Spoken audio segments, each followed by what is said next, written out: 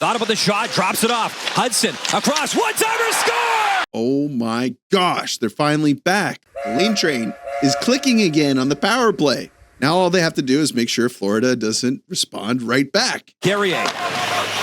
In comes Barkov, quick feed in front, backhand drive, score!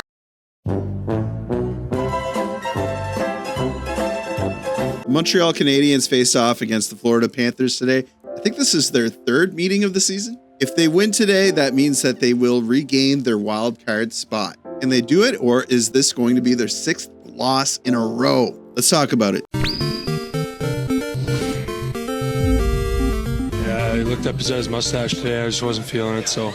If Montreal beats the Panthers today, this is going to be the third time this season that they beat the defending Stanley Cup champions. You might say that they have their number. They beat them 4-0 during that December Dobesh run. They beat them 3-1 earlier this month. Now they're facing them on the road at Amerant Center. Is it Amerant Center? If they manage to beat them, it's huge. I mean, they're on a skid right now. It would mean a lot for their confidence, and I think it would give them a big boost going forward. You can give me a big boost by hitting that subscribe button. I think we need to start targeting like goals for subscribers. We have to start aiming at that 15,000 subscriber mark.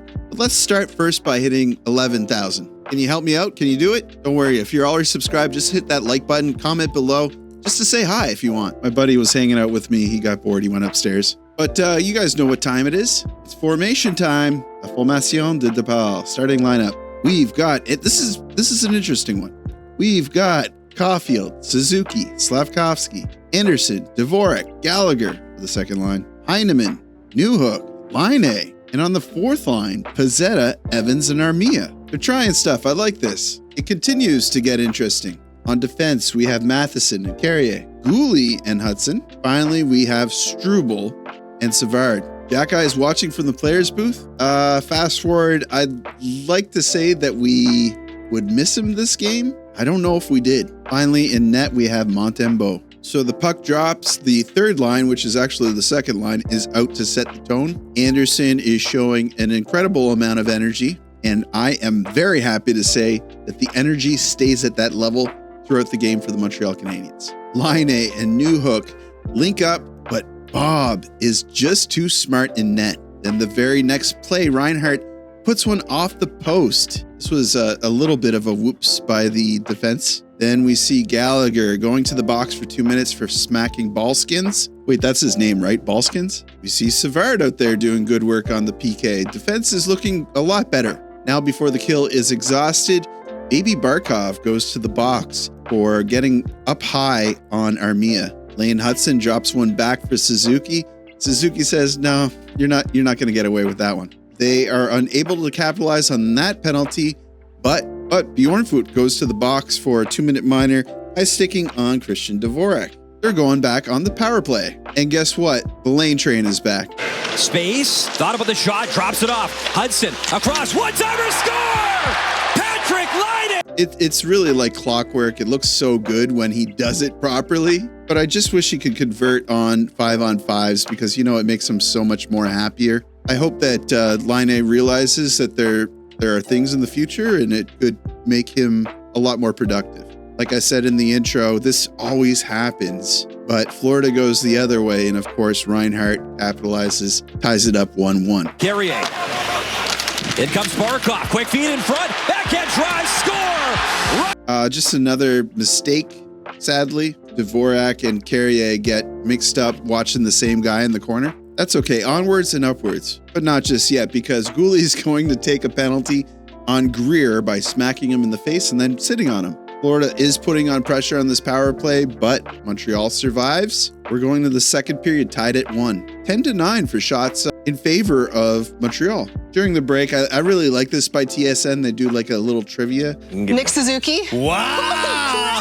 This is my lucky day today. We're going to buy a lottery ticket. Is it 2-2? I know, I'm a nerd, but I prefer this more than like Ron Hextall telling a story about when he visited a friend in the hospital or whatever. I understand there's nostalgia there, but you know, let's liven things up, Ron. Before they drop the puck in the second, they show a graphic with Lane Hutson and just how much he is dominating. He's breaking all sorts of records. If he doesn't end up with the Calder this season, I mean, I don't know I don't know who's pulling the shenanigans in the back. The puck drops in the second period. Anderson is mixing it up, but takes a penalty. Luckily, Gallagher baits Greer into taking a penalty as well. What do you think Gallagher says in these situations? He does this a lot. He's probably saying the dirtiest things about Greer's family and friends. We then see Lundell, Baby Barkov, once again running interference hard on Carrier behind the net, like shamelessly. And it's going to cost them. Suzuki, Slafkovsky, wanted Caulfield, score! The big drop! That is second half Slaf, making it 2-1 for the Montreal Canadiens. Puts it off the skate of Jones in front. And Hutson and Zooks combine to get the assists on this one. They each have 2 points this game, and they're not done. Then we see Laine just traveling up the ice, not getting taken seriously at all. I wish every team didn't take him this seriously, but the Florida Panthers are going to respond. He'll hand it off. Barkov creating some space. Up top, Jones scores! Tying it up at 2, Seth Jones puts it in. This wasn't really, I don't think he got all of this. Monty was just late on this. That's okay though. Monty's been solid. And you see that next when he stands tall against Verhaeghe. He makes some pretty big saves this game. So that's going to be it for the second period. Florida is heating up, but Montreal stood their ground. Third period starts and Montreal still looks energized. Scary opportunity for Florida here to go ahead. Matheson goes down behind the net. I'm yelling at Matheson through my TV screen, but is this Matheson's fault? It looks like Verhaeghe comes in out of nowhere, takes Matheson out, running interference behind the net. Like Matheson didn't have the puck. He just got taken out from behind by Verhaeghe. Montreal now is putting on pressure in the Florida zone. Caulfield is trying to chip away hit points on Bobrovsky. He knocks off his mask here. And we see Suzuki wanting to connect with Slaf. Slaf doesn't get enough on it. But literally, seconds later, catch in. Hutson again. Across another one-timer. Score! Suzuki makes it 3-2 for the Montreal Canadiens. That's going to be an assist for Hutson and Slaf. Suzuki has 3 points this game.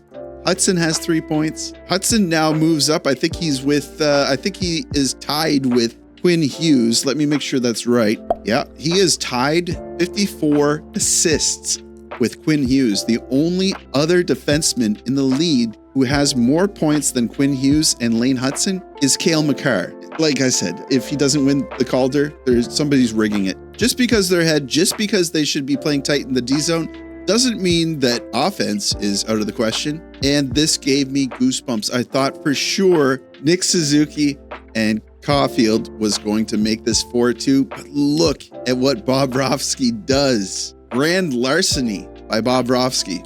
What I'm about to show you is aggravating. I think that Gallagher's comments the other night about the officials being incompetent, it probably landed him in hot water with the officials throughout the league, because we see Gallagher getting the stick pulled out of his hands. The opponent is holding the stick.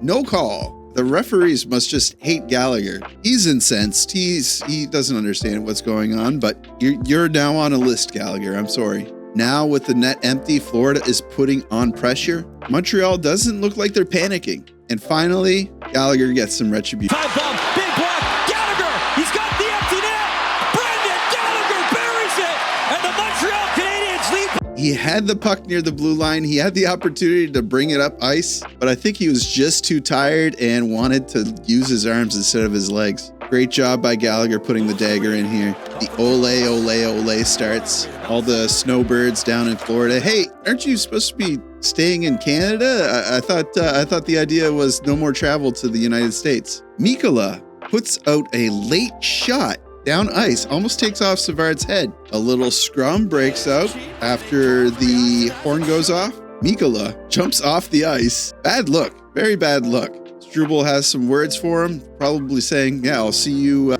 next Tuesday. And that's going to be the game. 3-2 for the Montreal Canadiens.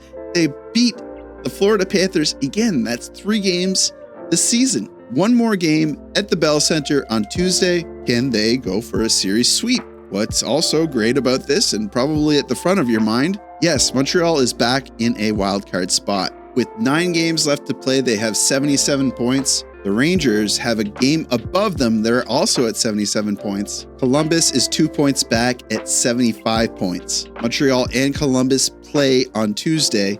Columbus plays against the Predators. Montreal plays against Florida. It's a pretty important game. I mean, that goes without saying. Like I keep saying, these are all important games right now. It's worth mentioning that Ottawa is 5 points ahead of Montreal. They're playing the Penguins currently. It's tied 0-0. On Tuesday, they play against the Sabres, which I think they have kind of a hard time with the Sabres. Then it's the Lightning. Then it's the Panthers. Then they play the Blue Jackets again. I feel like they play each other quite a lot because they play the Blue Jackets again after that. How many matchups do they have with the Blue Jackets? 5? Montreal then plays Ottawa on April 11th. But then after that, Ottawa plays the Flyers, Blackhawks, and Hurricanes. I don't know. I think that Ottawa has a somewhat easy path forward. The battle is really going to be for that second wildcard spot. And if you haven't watched it, I put a video out about the remaining games in the competition in the Eastern Conference. Go check it out if you haven't watched it. But that's going to do it for me. Thank you so much for watching. My thoughts about the game. Yeah, Hutson, Suzuki were incredible. Monty was great. Defense was a big improvement. I hope that that doesn't spell anything out for Xhekaj. I love Xhekaj. I don't think Xhekaj is the odd man out. I think there's a lot of questions for Savard, and he needs to answer those things, although Savard did actually look pretty good this game. Anyway, that's going to do it for me. Thank you so much for watching, guys. Like the video. It helps me out with something or other. Subscribe if you're not already subscribed. I'd love to have you. And as always, I will see you down in the comments.